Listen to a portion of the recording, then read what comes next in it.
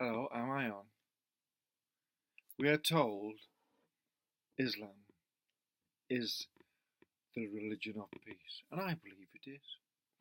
I've been told many, many times that Islam is the religion of peace. And I have visited Islamic countries, and the people there have always been very sweet and beautiful to me. So it must be a religion of peace. It's just unfortunate that many people who are Islamic seem to give it a very bad name and make us think that it's not a religion of peace. Because when you hear that Muslims are going mass murdering Christians and setting fire to Christian churches and doing things like that and acts of terrorism, when they went and bombed London, those guys went in there and bombed the London Underground after being nurtured and looked after by the English people. And the bombings in Manchester was those young people just having a nice time by someone. I have no idea why I had anything against the British people, since they'd let him in their country and live off the wealth of their land. So it's very odd, that, isn't it, really, that all these people who have peace in their heart are so prone to do acts of great terror, which makes us very wary of Islam as a religion of peace, because there's a lot of evidence in the world that a lot of them aren't very peaceful themselves. So you have to ask yourself, why are there so many Muslims that are so unhappy with themselves that they would commit these mass murders? Now, I'm not justifying, the things what's happened in the Middle East by the West over the last few decades, because many Westerners agree there are horrendous things done in the name of democracy and whatever in Iraq. They're totally annoyed with many of us, and it's made us ashamed. But that doesn't mean that gives anyone that justifies no one the right to then do act of terrorism within Europe or England or anywhere else, or Australia or anywhere else. It does not give them the right. And recently we've had a very, very, very unfortunate and embarrassing event where some guy called Brendan, whatever his name is, I don't even know his name, the guy who did, I have never taken the bother to know his name because I didn't want to know his name. I wasn't really interested in his name or what it was about. I just know that for someone to go in a mosque, a place of prayer, and shoot a lot of people, they have to be psychotic. They have to have some sort of thing what causes them to be unstable. It's not calling him a white supremacist or anything like that. That doesn't make no sense. There are Chinese supremacists and Negro supremacists and supremacists everywhere all over the world. I mean, it's normal for a culture to have someone who thinks their culture is superior to anyone else, because that's just the way of the world always has been. Otherwise, we wouldn't have the Olympic Games, would we? If we didn't think we were superior to each other, we wouldn't go and have the Olympic Games and someone stands and gets a medal and say, well, they're superior in this, that, or the other. Normally, it's the bloody Negroes showing they're superior to everyone. So, and we don't knock it if the Negroes want to feel they're superior to me. Well, good and bless them. I don't mind that at all. Negro supremacists, well, so what? I'm not offended. Chinese supremacists, I'm not offended at all. So if there's a white supremacist, why are we offended? And then certainly no one can doubt that Islam has its supremacists amongst it who want to create a worldwide caliphate. Now, if you want to create a worldwide caliphate, then you must feel that you have a supremacist attitude towards your very being, that you're superior enough that you warrant the drive towards a worldwide caliphate. But the repercussions of this guy called Tarrant, whatever his name was, who murdered those, unfortunately, it's extremely shocking and sad that this man did that, and really, really let our side down so badly, because we don't do that sort of thing. We really do not go and kill innocent women and children who they can't defend themselves, that to me is weak as piss.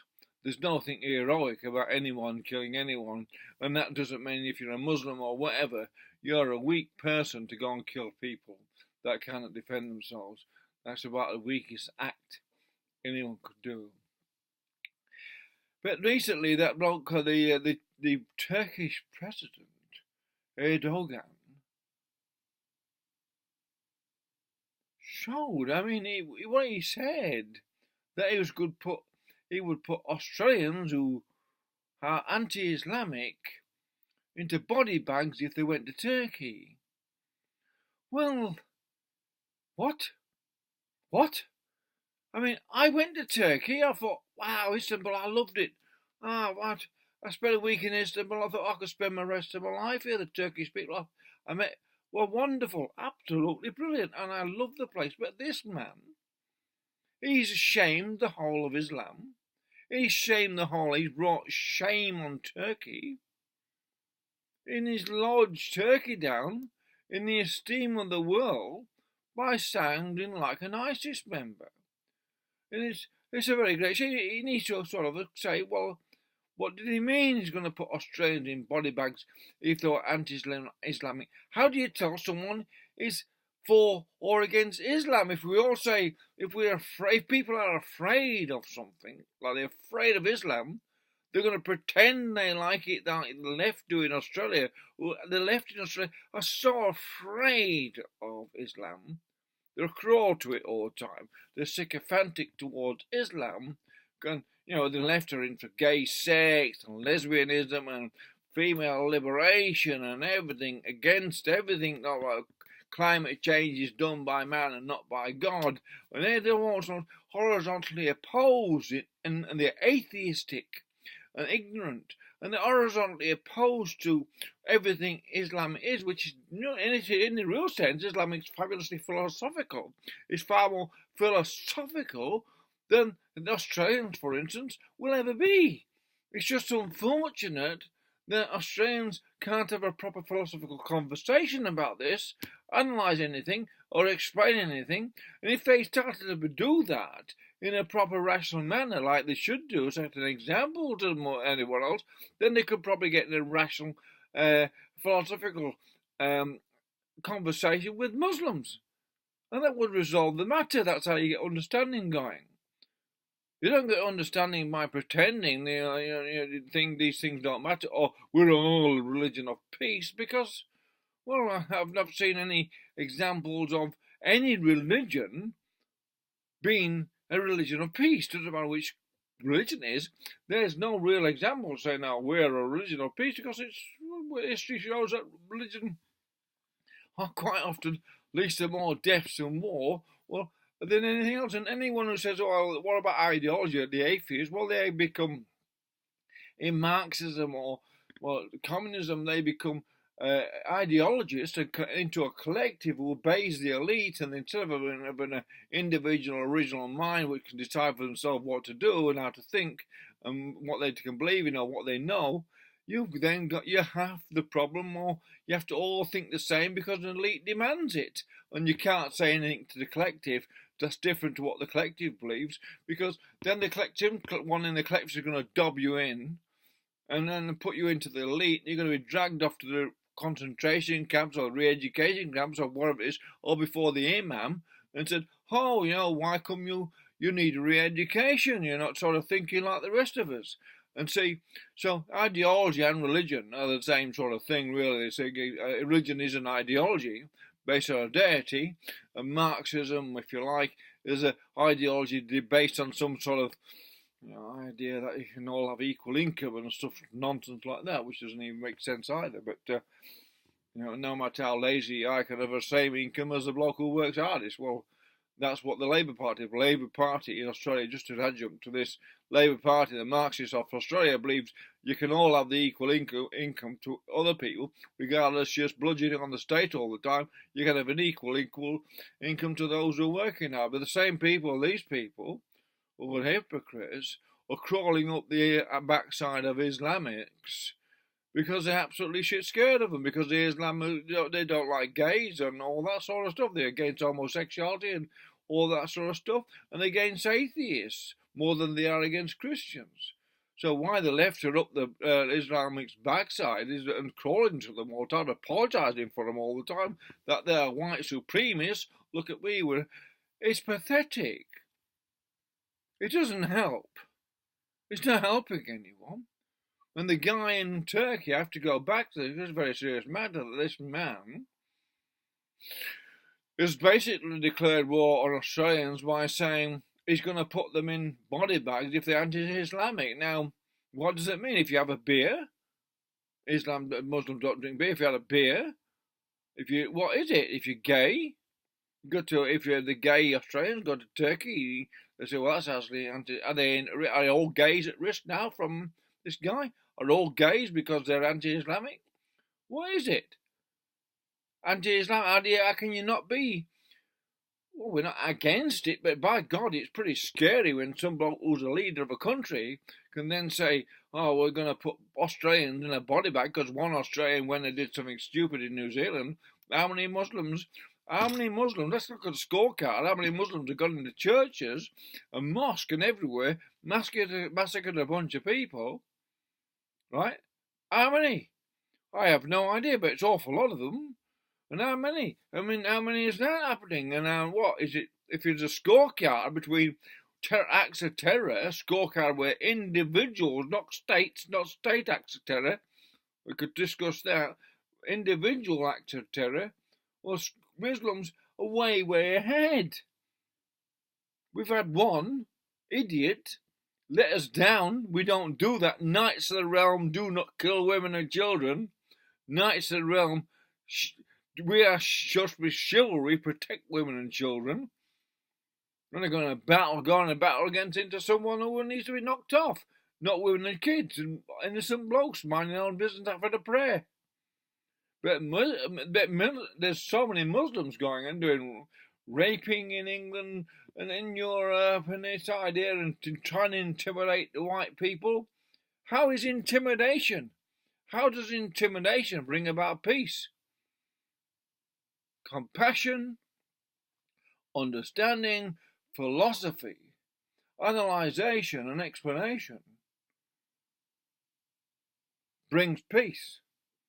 It's the only way forward for humanity to have peace. It's philosophy, analyzation, explanation, because that creates that evolution of culture is based on those things. The practical analysis of any particular thing, well, it doesn't matter what it is, in some scientific manner. It's surely okay under Islam because they're scientific people, brilliant scientists amongst them. So we know they're scientific people. They're brilliant mathematicians amongst them. We know they're scientific people. So they can do that. I'm sure most of them do. A lot of them do. But one leader, Erdogan, I believe should be taken towards the court of UN and sanctioned for his words, which weren't wise at all. Because Turkey's a fabulous place to visit. I was looking forward to going to Turkey next year to spend some more time there, but there's no way I want to set foot in that country ever again, because, well, I might sound like an Aussie, I might sound anti-Islamic because I might say something that I don't know is anti-Islamic, but I might say something off the top of my head because I feel free to speak whatever I like, and boom, I'm a victim of a terrorist attack because I'm seen as anti-Islamic. How the hell do we know what anti-Islamic is? Even the Muslims don't even know what anti-Islamic is. Even Islam can't make its mind up what anti-Islamic is. It can't make its mind up. So how the hell can we know when the Muslims can make up their mind what anti-Islamic and Islamic is, then we can sort of have a conversation that makes sense. But up to now, with them all the the problems they have within themselves, no two Muslim countries can get on. Apparently, Jordan and Syria and Jordan and Iran and whatever. I mean, it's Saudi Arabia and other places, whatever. I mean, it's just sort of wherever they are to sort of be into sort of all these frictions. And it's simply tribalism with an Islamic religious inculcation within it. That's what it is. But that's beside the point. When Islam can make up its mind what it wants and can explain it, whether why the world we're going to dominate you and scare you all to death, that sort of thing. And if you're scaring people, that doesn't make peace in their hearts. It means if you're scaring people, you haven't got peace in your own heart. That's all there is to it, really. If you're scaring people, there's no peace in your own heart. Forgiveness, that's what it is.